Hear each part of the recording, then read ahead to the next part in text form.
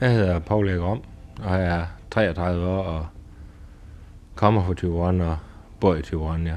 Det er en kombination af travl og flæsksutte. Fange kun konsumfisk.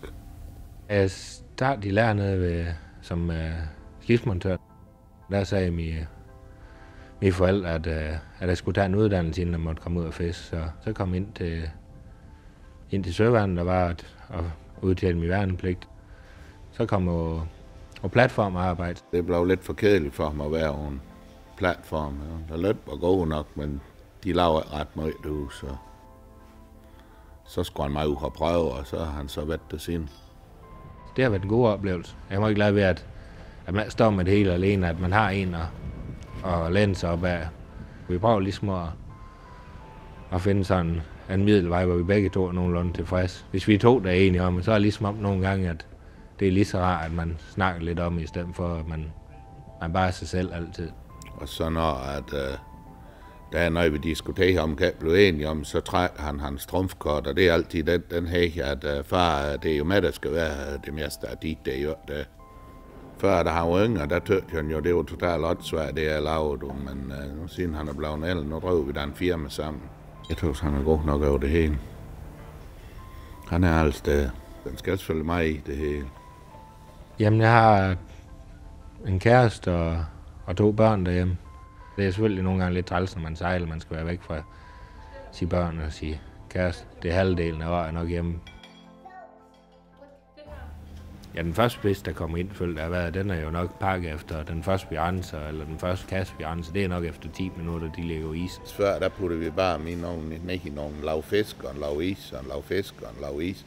Og så blev vi ved ind til last, der var fuld. Og så graver vi dem ud med en grev. Den går slag i dag. Det skal være frisk fisk. Så tager vi fisk ind, vi takler dem ind i sådan en stor kasse, takkelkasse. Vi renser dem og sorterer dem i størrelse som regel deroppe og putter i sådan en skylletrum. Vi har også fået ros af opkøber, og de siger også, at nu er vi med op, hvad skal man sige, af den topkvalitet i stedet for, hvor vi lagde lige imellem før. Bare den tilfredsstillelse der i, at du kommer ind nu. Ja, vi jo går ind og kigger på fisk hver gang, for vi ligesom holder hinanden op, og det skal være i orden hver gang. Og de sætter også stor ære i, at det ser godt ud. Jeg tror, det værste det er det, når det er noget med mennesker at gøre. Det er ubehageligt. Vi havde en, der ved en uheld, han faldt faktisk ud. Det var fint vejr, og det var lyst, og de fik hurtigt fat i ham igen. Han var heldigvis så snu, at han kunne holde sig op. Han tog simpelthen hans gummistøvler af og holdt sig op med dem. Man er lidt presset nogle gange. Så det er lidt sjovt. Vi kan jo godt ligge i en dag og sætte 6-7 træk eller slæve, og så lige pludselig så kommer der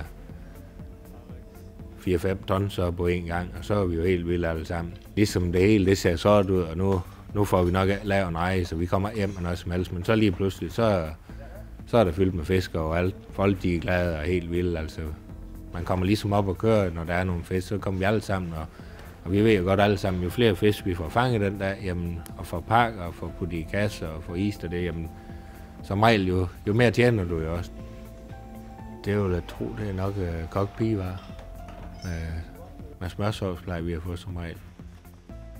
Nogle gange kan du lave en god rejse, og 20 tons, andre gange kan du lave det samme med 40 tons fisk. Så det er meget svingende. Der er nogle trælsoplevelser, men der er også nogle gode oplevelser, så er man jo god til at huske, eller glemme de dårlige, og så huske de gode som regel jo. Ingen sorg slår så hurtigt som fiskesorg. Når vi har sorg med, at vi fanger noget, og så kan vi få igen god træk, så er vi jo vældig over med igen, så er alle sorg glemt.